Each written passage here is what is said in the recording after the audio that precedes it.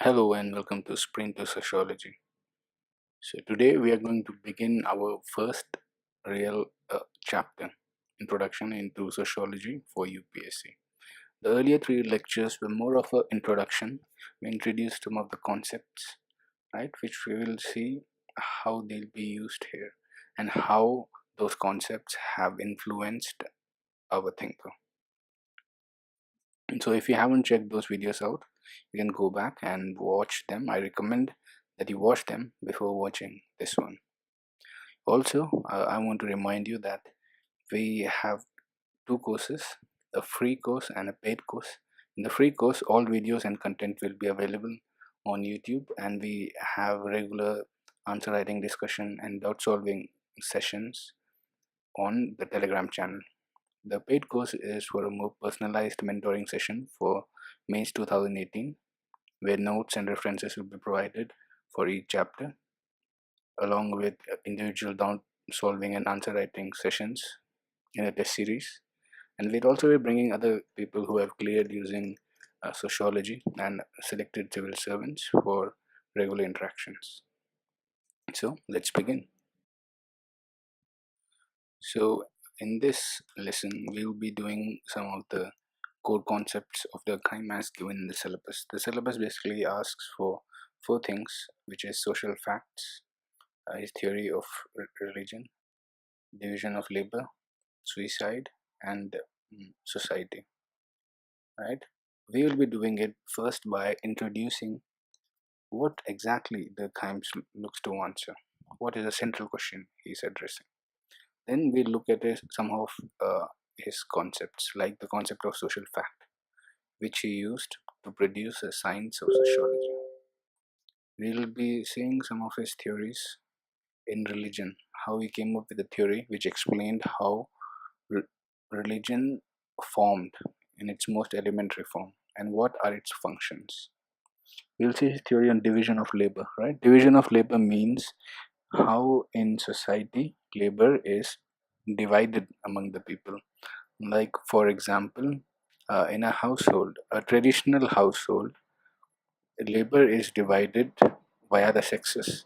That women are assumed to do some work, like the work of uh, preparing food, and men are supposed to hunt and gather, right? In traditional tribal societies, most of the tribal societies, right? So this is called a sexual division of labor. The division of labor, right, is divided is based on your sex. Similarly, you can see even in the caste system, right?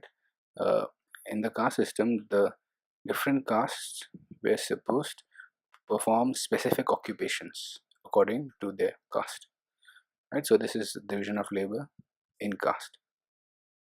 Then we'll be seeing Durkheim's theory on suicide. This is the Magna Carta of positivism, right? Uh, Here he looks to prove that suicide, which people think is a very, very individual thing, is itself controlled by some factors in society. So suicide is also above the individual, like out of his control. Right? We'll see how he tried to prove it.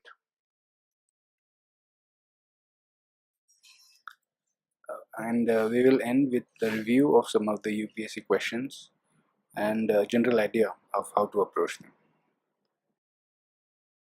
So, what is Durkheim's theory all about? Right? What does he look to answer? So the main question which the whole of Durkheim theory tries to answer is a simple fact which you can see around you, that as a society becomes bigger, the diversity in society increases. So initially, people used to live in their own communities, right, which were in India people of the same caste, of the same region, right, because people couldn't travel a lot, and maybe even the same area or village or locality. They had a very limited physical mobility. But as society becomes bigger, right? As technology comes in, as buses, trains, airplanes were invented, right? The social world of the person becomes bigger and bigger.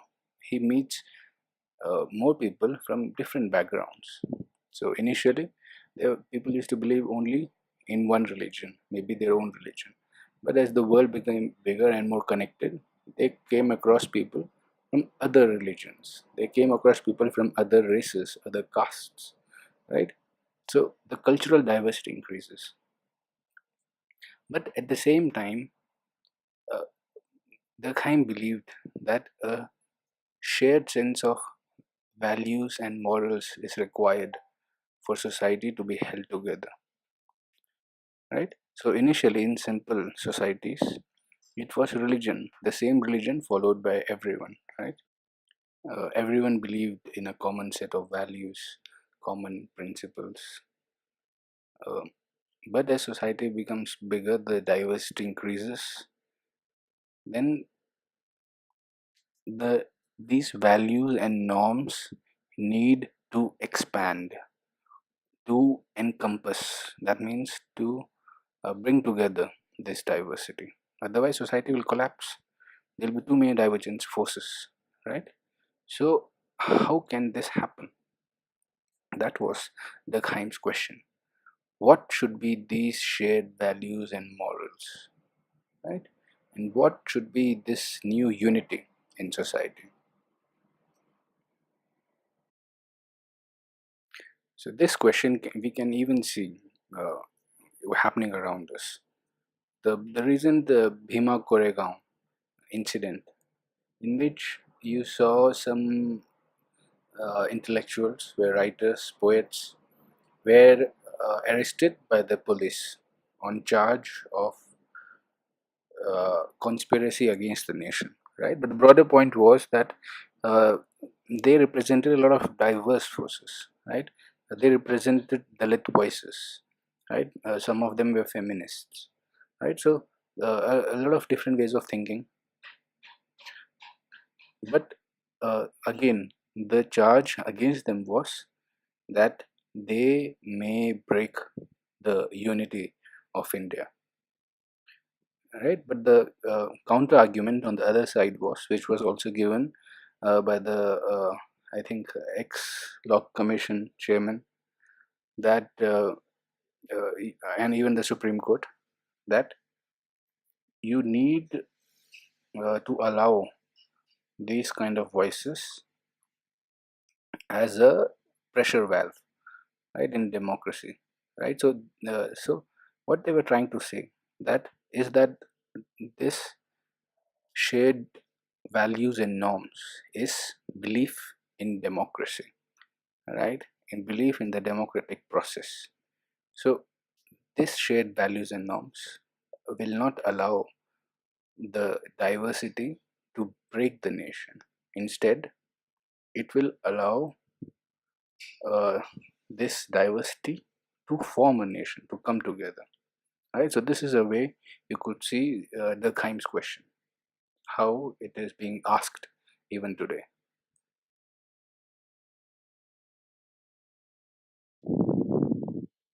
So remember, in earlier videos, we talked about the sociological imagination, how the life experience of a person shapes his or her thinking, right?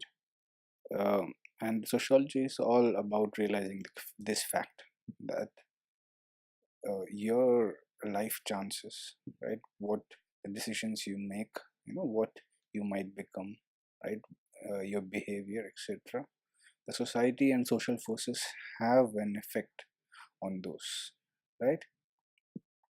So let's see what were the uh, incidents in Durkheim's life, and how his social world was, what were the changes happening during that time, right? And we will automatically see, when we see learn his theory, right, that how it was shaped by his experience.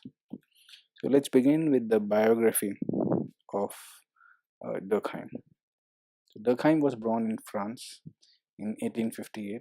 So this was around 7 years after the death of Comte, right? We saw Comte's theory and how Comte's theory emerged during the French Revolution, right?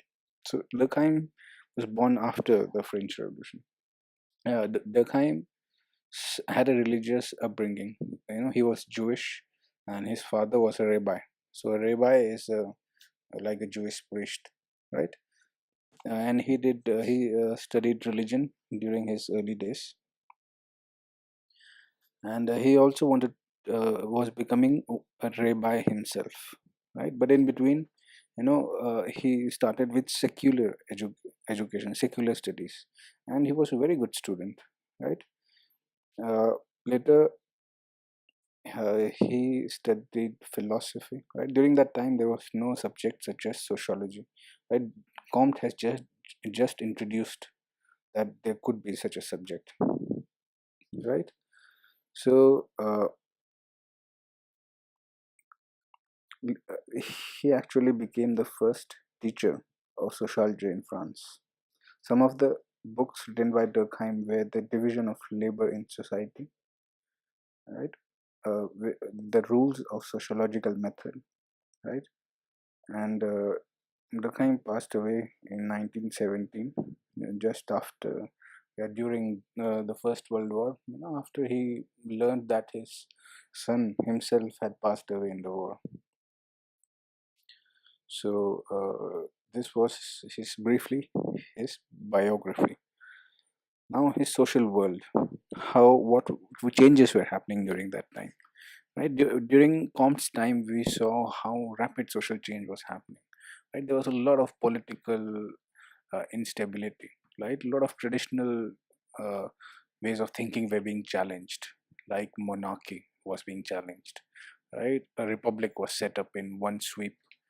So at Durkheim's time, it was the time when Napoleon III took over, right? And after a very, very small period of instability, the Third Republic was formed, and there was a long period of stability, of political stability during Durkheim's time.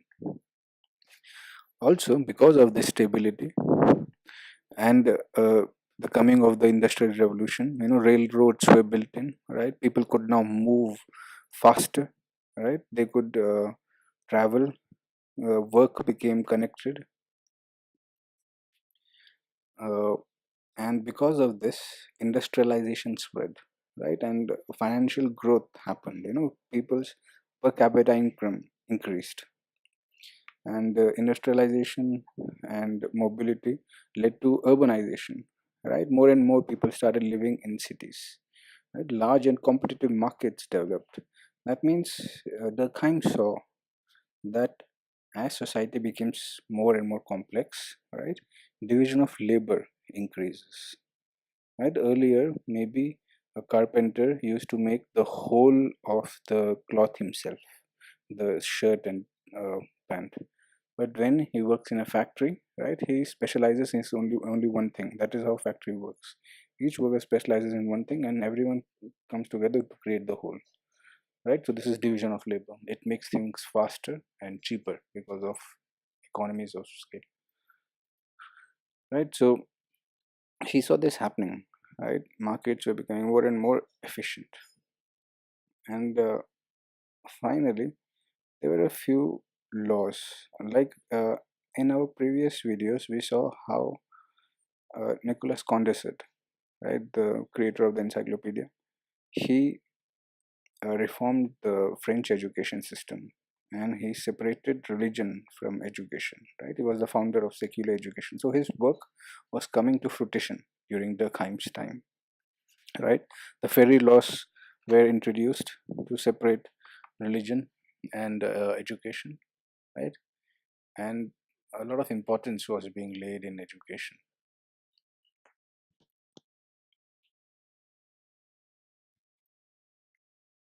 So Montesquieu was one of the most important influences on the thinking of Durkheim.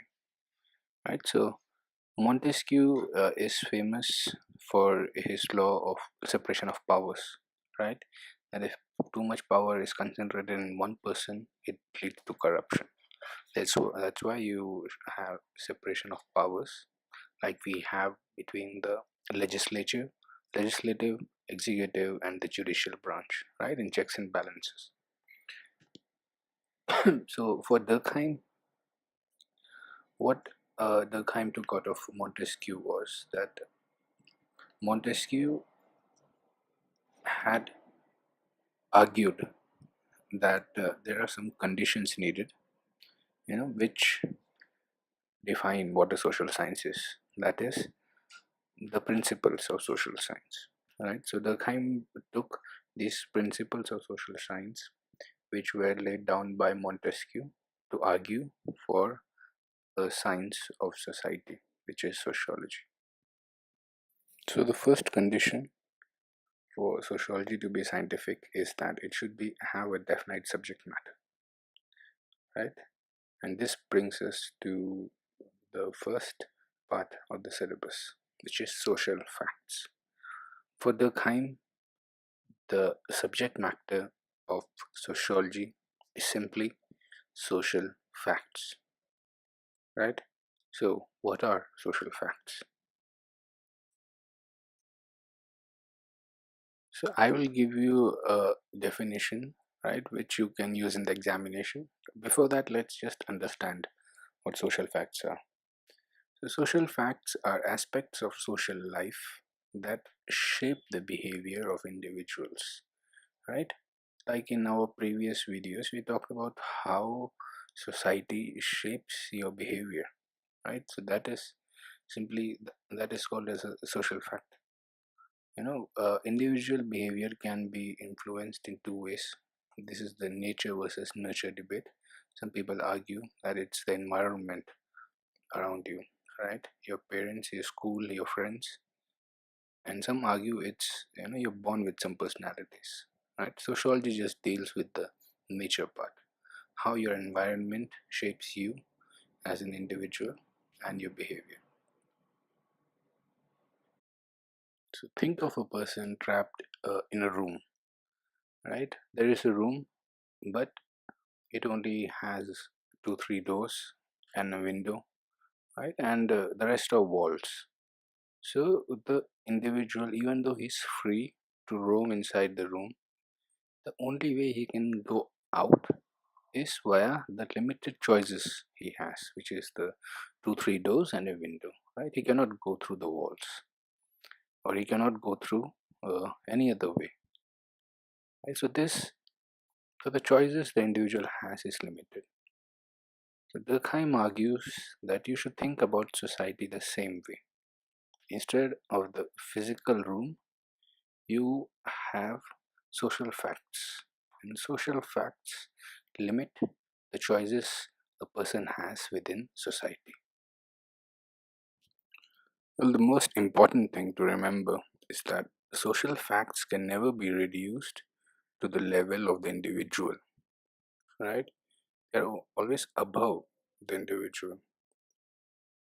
Also, social facts can only be explained with reference to antecedent social facts. That means one social fact can be explained with respect to the social fact that comes before it, right? So, what Durkheim is trying to say is that when human beings are woven together into larger social entities, those collectives have peculiar characteristics which cannot be found in the individuals which make up the collective. One English saying in this regard is like the whole is more than the sum of its parts, right? So, larger collectives have some characteristics which cannot be found in the individual. They take their own form, so they emerge from the structure as a whole. Therefore, for Durkheim, social facts are emergent in nature. So think of it in terms of biology, right?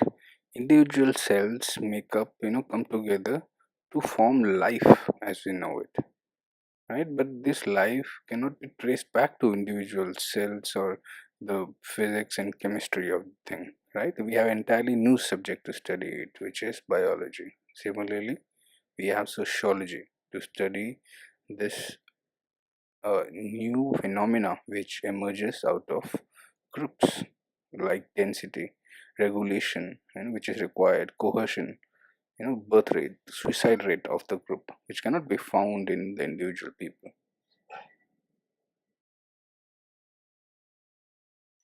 You can say that as societies progress and as literacy increases, women tend to have lesser children and later in age, right? So these characteristics are not found at the individual level, but at the level of society as a whole. This is a social fact, the total fertility rate of a group, right? So at the time, Durkheim also had to confront psychologists, because psychologists said that you really don't need sociology, right? Groups are just individual people, and psychologists are very good at finding what goes inside the brain of individual people, right? You just combine them together and you have social psychology. Well, Durkheim disagreed. He said when human beings come together to form larger social entities, these entities create entirely new phenomena which cannot be found in the components that compose it. The social facts which emerge from the collection of individual men and women, it creates a class of its own. So this is what Durkheim called as sui generis. It is a class of its own and cannot be reduced to the individual level. Sui generis. So, in one way, compare it to biology, right, which we'll do. So, if you had to write a definition, we'll say that social facts are ways of acting, thinking, and feeling which are external to one individual and exert social control over every individual, right? Two important points, that they're external to the individual and they exert a kind of a coercive force. So Durkheim came up with this idea of social facts in his book, The Rules of Sociological Method. Right, even though it was not a methodological book, it was more of a philosophical book, right? How sociology should approach studying.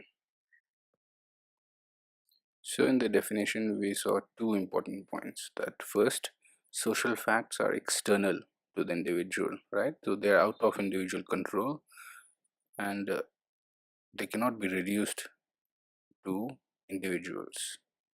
And second, that they exert a coercive force, that they force you to act, think, and feel in certain ways, right? So, this is the coercive force. Think of the example of the room, right? You're free to move, but there are only few ways you can go out. So the most important thing to remember is that social facts are phenomena sui generis, right? That they are a thing in themselves and they should never be reduced to the individual level. So this concept of social facts is the foundation of Durkheim's empirical approach to sociology, right? So by arguing that society exists separate from individuals, right? So that means it is not influenced by individuals thinking, right? You might think something today and something else tomorrow, right? It doesn't affect social facts. They are external to the individual. They will exist before a person is born and after a person's death, right? So this means, in a way, it is outside the influence of any particular person, right? And the person has to listen to the force of social facts, right? Even if they don't want to, they're forced to think, act, and feel in certain ways because of the social facts, right?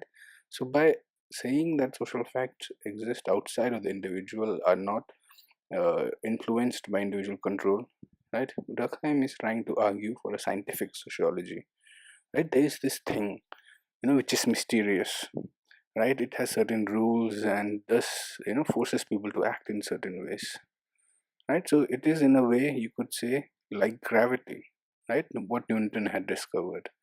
He discovered that there is something which exerts some force, and Newton used mathematics, and science to find what those laws, etc., were. Right? Durkheim is trying to do the same to sociology via the concept of social facts. Hence, social facts is important for Durkheim to argue for society's unique existence and to argue for a scientific sociology. So, as we saw, that social facts are external to the individual. Externality. That means they are outside individual control, right? We saw how when individuals come together to form collectives, new social phenomena are created, right? Which is above the individual. Second, social facts are internal and inherited, right? That means they are present even before we were born, right? So we inherit these social facts, right? That certain values and norms which we follow just because our elders followed, right? And we internalize them via socialization and being taught of it while we are growing up and all. Third, social facts are constraining in nature. That means it forces you to act, feel, and think in certain ways, right? So if you have been brought up uh, where certain principles and all, right? So you will not choose the wrong path, right? So if there's an exam, you will not cheat, right? So it is forcing you to act in certain ways, right? Social facts are sui generis. That means, as Durkheim said, that they are a thing in themselves, right? They're a class in themselves. uh, so we saw what that meant, that new phenomena are created which cannot be reduced to the individual level, and they exist in themselves. And social facts are comparable. You can compare one social fact with another social fact, right? And social facts are emergent in nature. That means one social fact comes out of another social fact. So we will see what this means when we see the types of social facts. There are also types of social facts, like for Durkheim, they were material and non-material social facts. Like material social facts were things which had material existence. That means you could see them. Like physical objects that carry cultural meaning, like flags. The clothes you wear. Social institutions like a temple, right? So that kind of a thing. Things which exist in the material world. Even educational institutions, the economy, law, right? Certain aspects of religion, right? And there were other social facts that were non-material, that did not have a material reality, that you couldn't see them, like norms, values, morality, right? Uh, for Durkheim, there were some other things like collective consciousness, you know, which have symbolic meaning, like love, freedom, right? So we will see more of non-material social facts as we progress. But the important thing to remember is, for Durkheim, non-material social facts can be studied from material social facts. Right?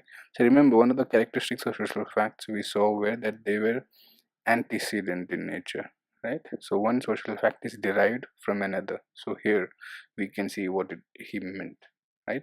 Non-material social facts can be studied via material social facts. Right? So some of the examples of this we'll see soon. Right? Uh, Social facts can also be divided into normal and pathological social facts. So normal social facts are widely distributed and are very useful in maintaining society and social life, right? Like all we saw, there's some material and non-material social facts like this, like which have which create society, make social society possible, like law and economy and all that, right? Pathological social facts, on the other hand, are those which we associate with social problems and ills of various types, like suicide, right? When there is suicide in a society because of some issue, right? So these are the pathological social facts. So coming back to Montesquieu, uh, Durkheim has defined the subject matter of sociology, which is social facts. So the second important characteristic for social science to exist is the ability to create typologies, right? Like animals, vegetable types of vegetables, types of minerals, right? These are all typologies which science creates to explain the social world, right? So why are this kind of typology is important? First, these are the basic ways science understands and explains the social world, and they are so basic that it's very hard to notice. Best example is the planet Pluto, right? So Pluto was a planet, so we believed in a typology, in the reality that Pluto is one of the nine planets we have. When the Pluto was removed from the typology of planet, it just became another rock in the universe, right? So it changed our reality, right? Even though all what was done was change a typology, right? So uh, so this kind of classification also helps scientists think about change, right? So think in the evolutionary theory, right? How in biological evolution one species evolves to another, right? So it's changing from one typology to another. So we can see change via this.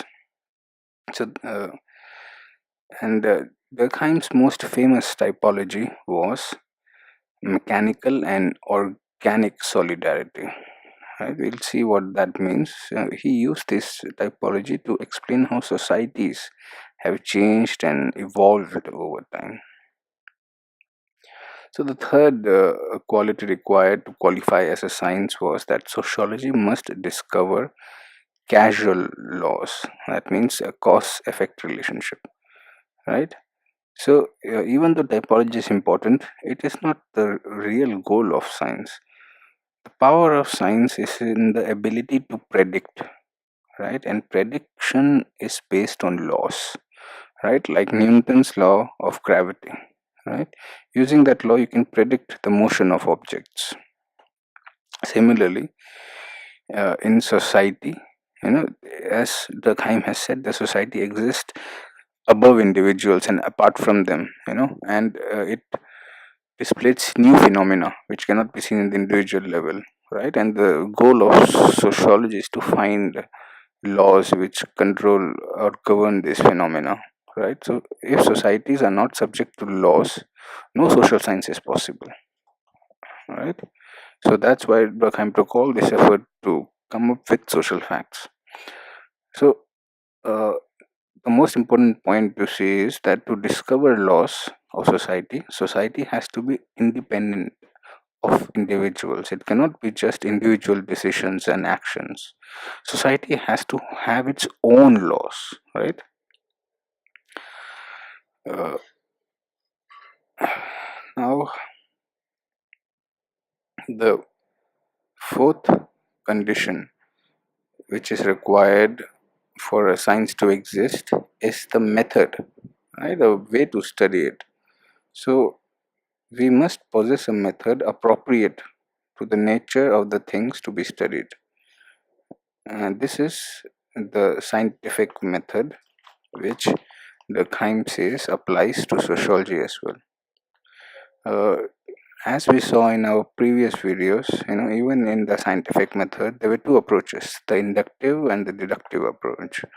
Right. So for Durkheim, the method was more inductive rather than deductive.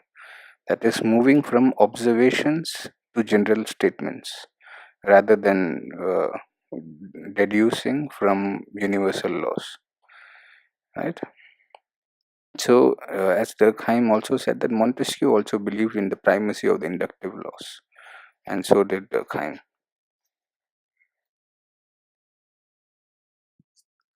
So, one of the most important people to influence Durkheim was Rousseau. So, as we saw in our previous videos, that Rousseau was a French philosopher, and his ideas were crucial to the French Revolution. Right? He gave his ideas regarding general will, uh, you know, and among other things. And we'll see how these ideas came about in this lecture. So, one of the most famous books of Rousseau is called as the Social Contract. It is a philosophy of government, right? So, to understand social contract or the general will, we must first understand the idea of state of nature, right? So, say state of nature is a conceptual device that is used by many philosophers to think about what human beings were before society formed, right, in nature.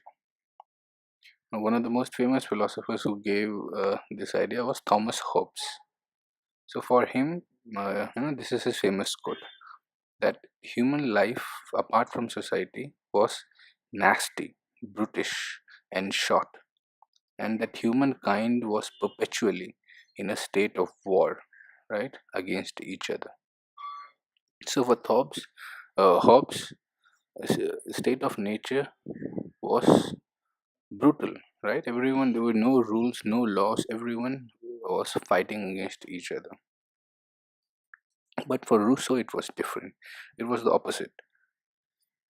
For him, state of nature uh, represented noble savage. Right? To quote him, he said that the savage man, destitute of every species of knowledge, his desire never extend beyond his physical wants. He knows no goods but food, a female, and rest. Right? So the point is, before humans had language and morality and all that, right? They were guided by their senses.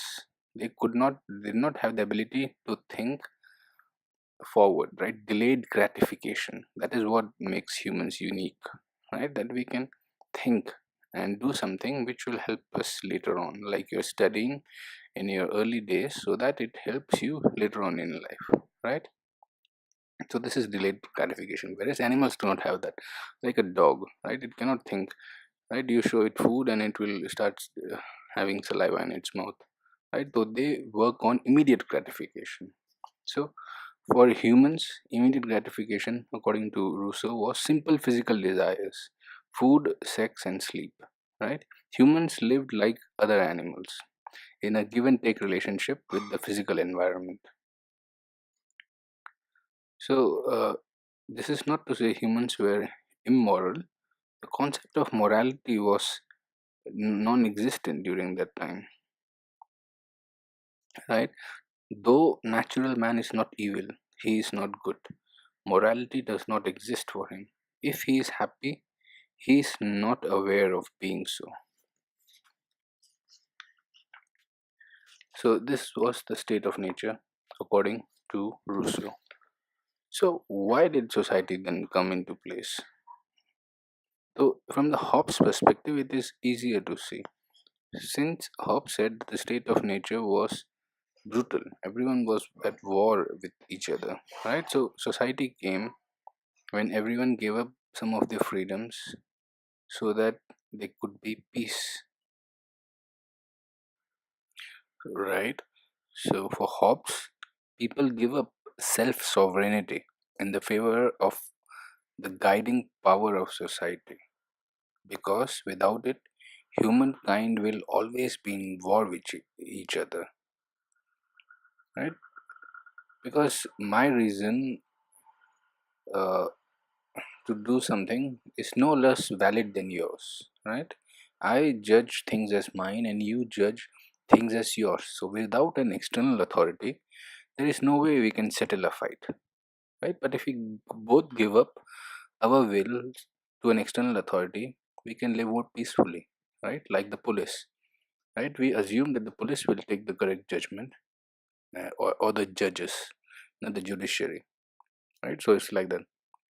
So for Hobbes, there was something inside human beings that pushed them to submit to such a higher authority. But for Rousseau, it was different, right? Hobbes assumed the state of nature was nasty, brutish, short. But for Rousseau, it was the perfect place. It was the place of the noble savage, right?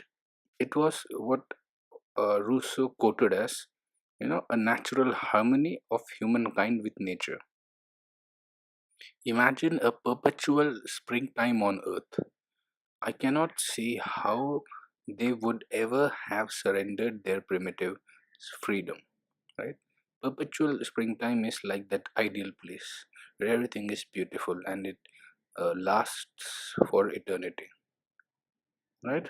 But then why did society come together? Humans come together to form society and give up their freedoms. The answer is in the quote itself.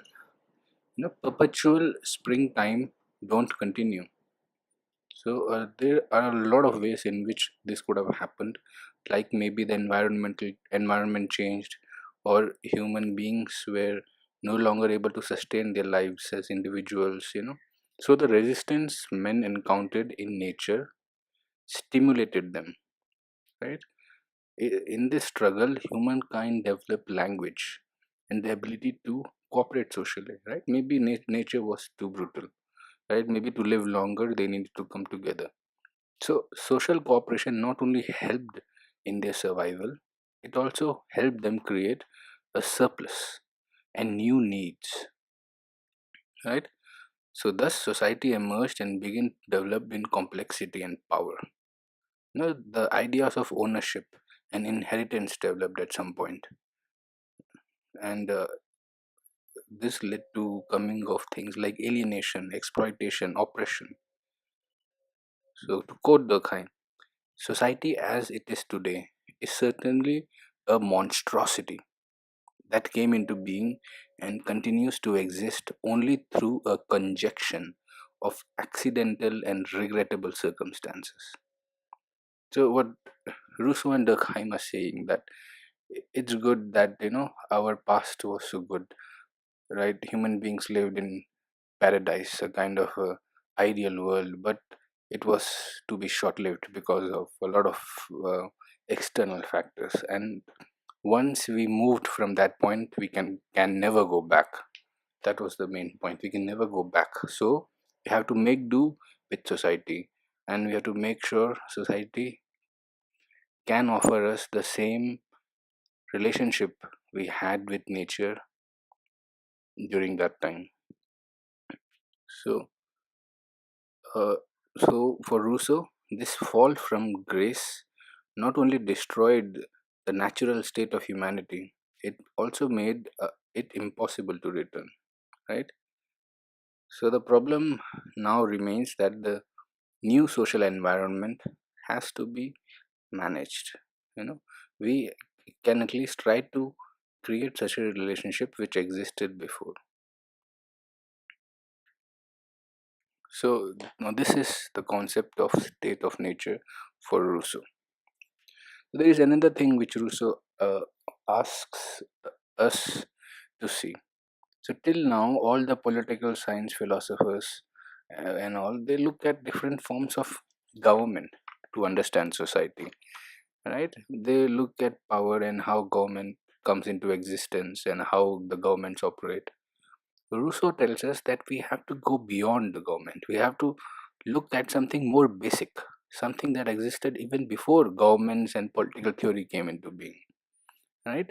a government, that is a body which governs, exists, I mean assumes that there exists a social body which has to be governed, right? So example, if you're a king, you're sitting in a throne, you have all this power, but it's meaningless if there are no people, right? You alone, it's funny, right? So to govern you need people, and that is what Rousseau is trying to say. We have to look at these people. That is the most basic form of society, right? So political theory often neglects the most important element, which is the people, the collective that existed even before any particular government ruled them, right? So this is the foundation according to Rousseau, and this came into existence when we were beginning to become social, where each individual will vanished into a common general will. So this is the important point Rousseau wants us to understand, that when we came together to form society, we gave up our individual desires, we gave up some of the uh, things which we might want, right? So that we can come up with something collective, right? Which can help us collectively, right? Which Rousseau called as the general will. Example, you might be a strong person, you might be very strong, and you might be easily able to beat down someone else, right? But you will give up this tendency of yours to bully others, right? So that everyone else can live more peacefully, right? You will be gaining other things, like someone even more stronger than you, won't beat you down, because everyone is now following the same law, right? So in a way you can think like that.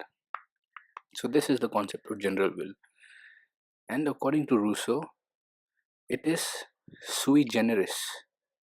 That is, it is an entity into itself. If you remember, Durkheim also used sui generis for social facts, right? And this is where he got the concept.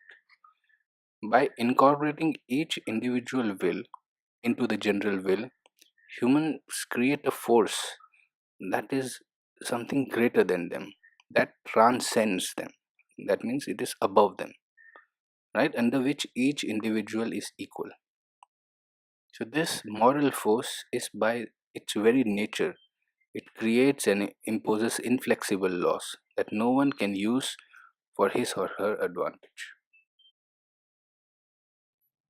So, Rousseau's theory somewhat even sounds metaphysical, you know, that, somewhat like philosophy and God, right? So, but there is a difference between what Rousseau says, right? Most metaphysical philosophies say that uh, they are based on something which exists apart from humans, and exist even before humans. Okay, example is God, right? God existed before humans, and he created humans, right? But this is not what Rousseau is saying. What Rousseau says, that this general will, or this soul, right, which exists apart from humans, it didn't create human beings, but it emerged from human social interaction, right? And this general will, this concept of general will, Durkheim called as the collective consciousness. This is the end of the video, and we'll explore more about collective consciousness and how it led to Durkheim's theory of religion. Right. So, in this video, we have talked about social will, the state of nature, right, the social contract, which was Rousseau's book, the four conditions for social science, which Durkheim took from Montesquieu. Right. What is a social fact? Society sui generis. Right. And we'll soon talk about Durkheim's theory of religion and division of labor, and his view of society in general. All right, guys, see you next time. Bye bye.